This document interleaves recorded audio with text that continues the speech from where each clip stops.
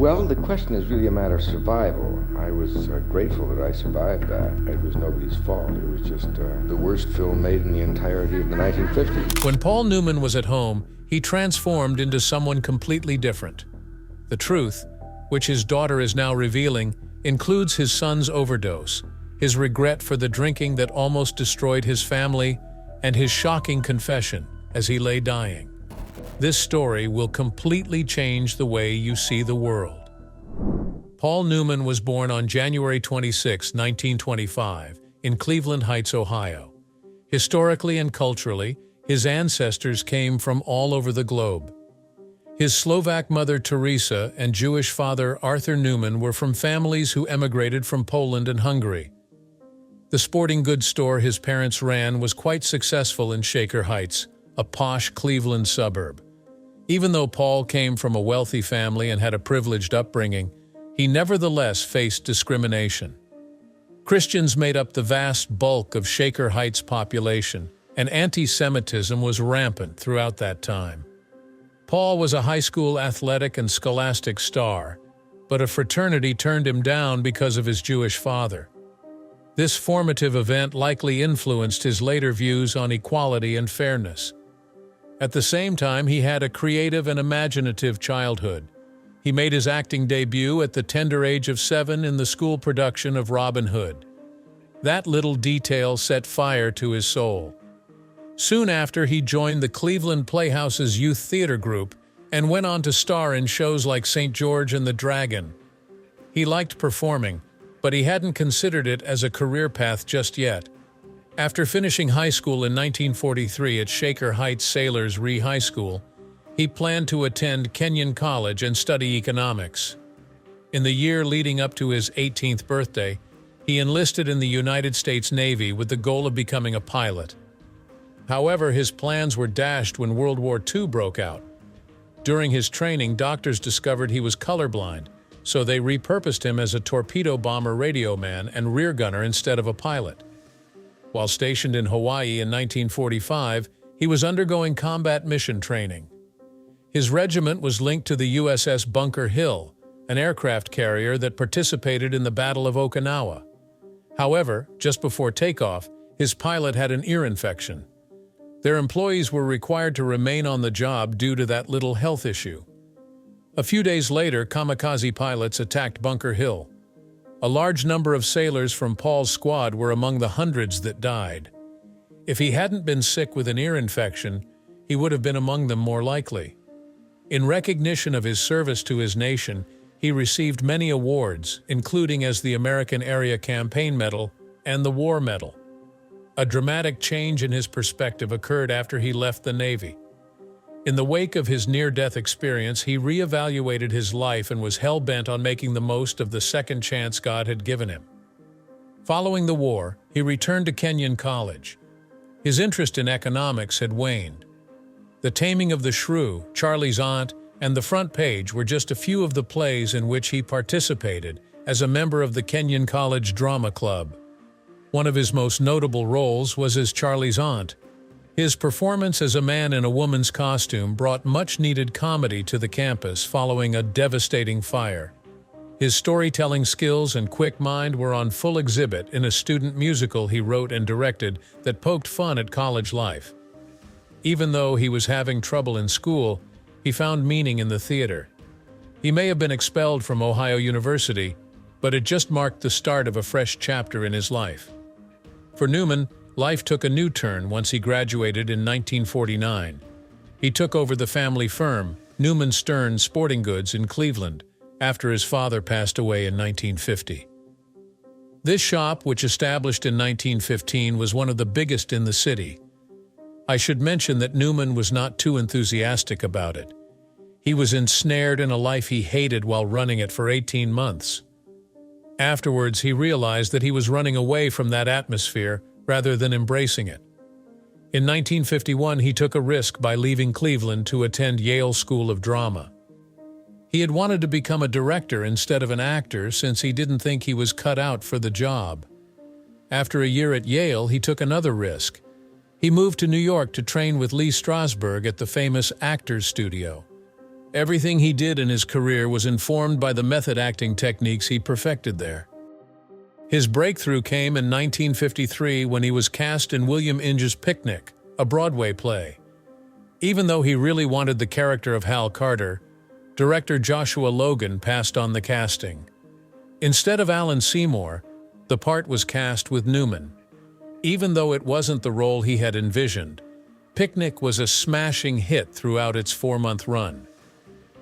He seemed to be suffering from a deep, subtle agony underneath his cold exterior. Reviewers praised his subtle performance, and viewers connected with his portrayal. He won his first Best Actor Oscar nomination, further proving that he was more than just handsome. The film's 6 Oscar nominations are proof of its phenomenal success. Even though it didn't win any prizes, it cemented Newman's status as a leading lady in Hollywood. The unanticipated outcome of choosing to film in color, his breathtaking blue eyes, became one of his most talked-about features. Since, his looks have become as well known as his performances. Newman was already a household name by the time the 1960s came along.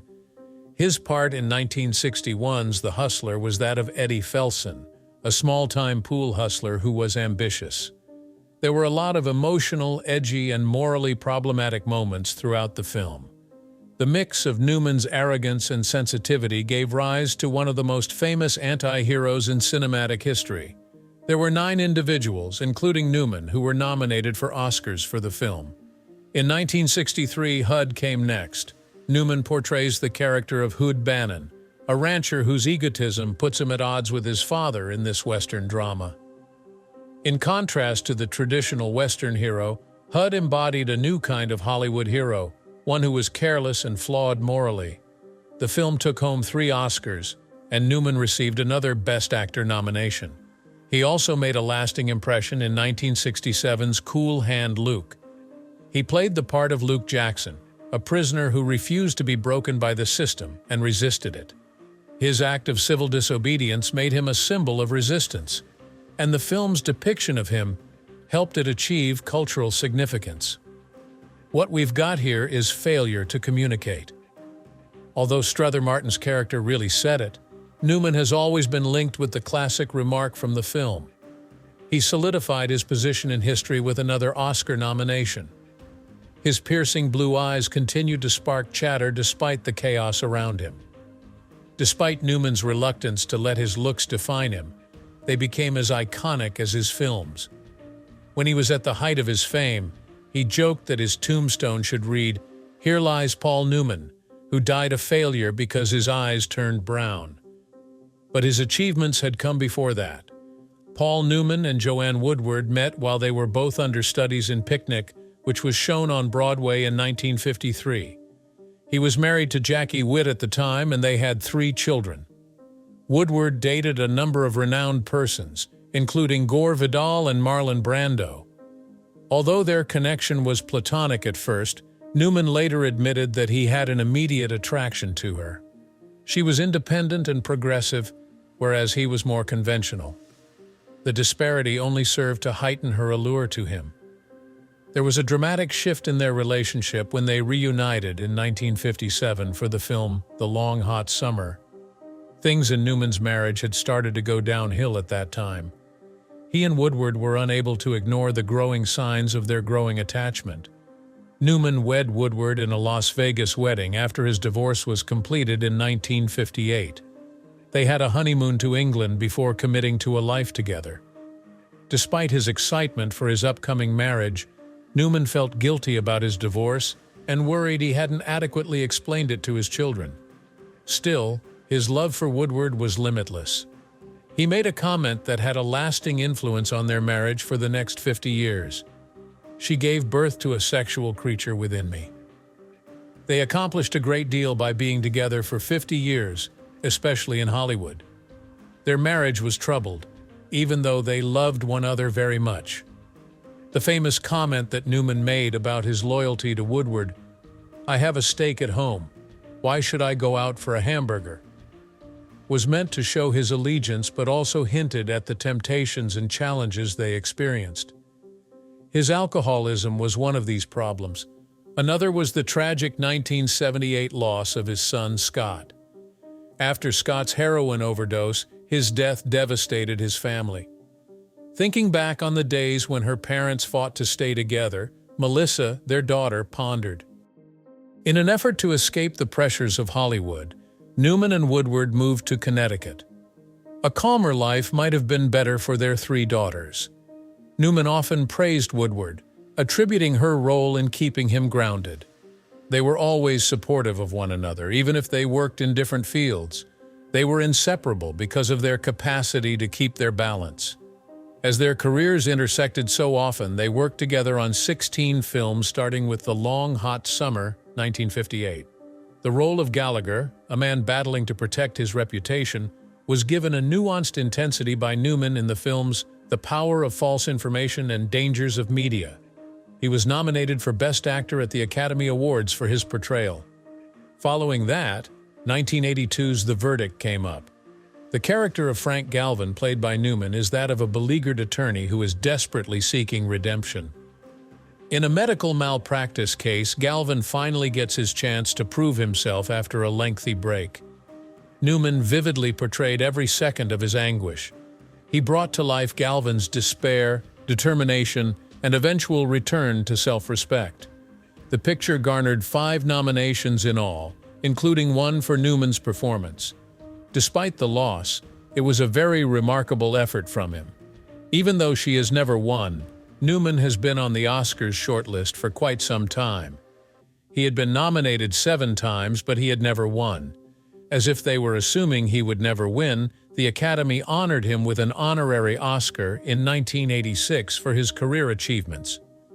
Although he had previously portrayed the role in 1961's The Hustler, 1961, he reprised it the following year in 1986's The Color of Money as Fast Eddie Felson. Newman made sure Eddie had changed since his initial appearance 25 years ago. Though he had grown up and learned a lot, he still wanted one last chance at fame. The adolescent pool player played by Tom Cruise was adopted by him. The story was about mentorship, sure, but it also tackled pride, ambition, and what it means to age in a dynamic world. The Academy Awards presented Newman with the Best Actor trophy in 1987, a well-deserved victory for him, not only for this role, but for his whole cinematic career. Even as he got older, Newman kept his deft touch. In the 1994 film Nobody's Fool, he portrayed the charming yet grouchy small-town handyman Sully Sullivan. Despite Sully's guilt, Newman gave the role a plenty of empathy, which made him a fan favorite. He was still turning out excellent work when he was 69 years old. Another Oscar nomination came his way for his performance. He hasn't been in a film since 2002's Road to Pishin. In this role, he played John Rooney, an Irish mafia boss who struggles with loyalty to both his family and the gang. Tom Hanks's performance as his surrogate kid was the heart and soul of the picture. Instead of playing the villain, Rooney personified the struggle between personal values and societal expectations. Because of the composed authority with which Newman embodied him, his every word had weight. At the age of 77, he got his last Oscar nomination for Best Supporting Actor. It was a fitting conclusion to a career that lasted over 50 years. Despite his status as one of Hollywood's most famous actors, Paul Newman's life was everything but perfect.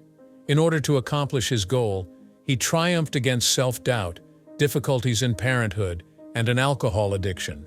He revealed a side of himself that was less well known in his book, The Extraordinary Life of an Ordinary Man. Even his loved ones were taken aback by his long-kept secrets.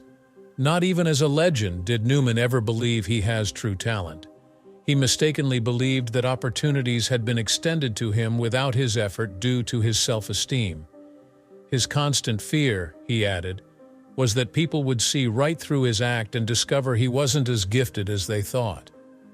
Even though he had major parts in films like The Hustler, 1961, and Butch Cassidy and the Sundance Kid, 1969, he still felt like an outsider. These anxieties had been building up in him since he was a little boy. He was born into an alcoholic household where his mother treated him more like a treasure than a son, and his father was a constant source of emotional discomfort. He gained the confidence he craved from his second wife, Joanne Woodward. Something about him caught her eye, although he was blind to his own peculiarities. She tried to get him to embrace his sexual symbolism, but he was still hesitant. On a regular basis, he wondered if people admired him for his skills or his good looks. He wrote his autobiography to challenge the romanticized version of himself that people had created. He longed for the world to know who he really was. His struggles persisted even after he had died. His guilt as a dad was overwhelming. Even though he was a father of 6, he admitted to being frequently absent, unreliable, and irritable. His son Scott's heroin overdose death in 1978 at the age of 28 was the greatest blow to his sense of failure. Newman bore the weight of guilt for Scott's sufferings. Scott wondered whether his father's success had made things worse for him and whether he had felt pressured to fulfill an unreachable standard. But the race was still awful. The route turned into a dangerous battlefield as a result of the heavy rain. Many other teams were falling to the wayside, but Newman's team stayed up. After 299 laps, they were crowned class winners and placed second overall. It was an incredible achievement for someone who didn't start racing until considerably later in life.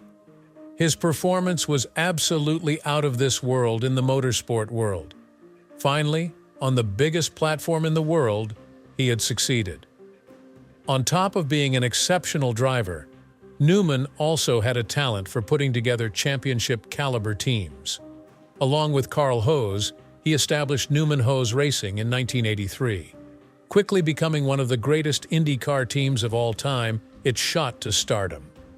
The team's reputation as a dangerous adversary was solidified when Mario Andretti won the 1984 kart championship in their first season. Signing Nigel Mansell, the reigning Formula One champion, in 1993 was another historic moment for them. Mansell won the IndyCar championship in his first season on the track the same year, breaking a record that no driver had previously achieved. The nearly 30-year tenure of Newman Hose Racing was marked by 8 championships and 108 victories. Newman continued acting even after his racing career took off. His last major film role was as Doc Hudson in the 2006 Pixar smash hit Cars. The part called for a legendary race car that had long since left the sport. The 1951 Hudson Hornet, which was Newman's racing car of choice, was famous for its dominance in early NASCAR, and the character reflected that. In addition to enjoying the racing component of the project, he took immense pleasure in adding to Pixar's plot. The film was a smashing hit, earning $462 million worldwide. The announcement of Newman's retirement from acting came in 2007, but in 2017, he used his archived recordings to make a surprise appearance in Cars 3. At that moment, his health started to deteriorate. He answered questions honestly about the affects of aging. You start to lose your memory. You start to lose your confidence. You start to lose your invention. But he never lost his spark. An exceptional human being, Paul Newman rose beyond fame and money by facing and overcoming adversity head-on. When he passed away on September 26, 2008, he was 83 years old. He passed away from lung cancer at his home in Westport, Connecticut, with his wife Joanne Woodward by his side.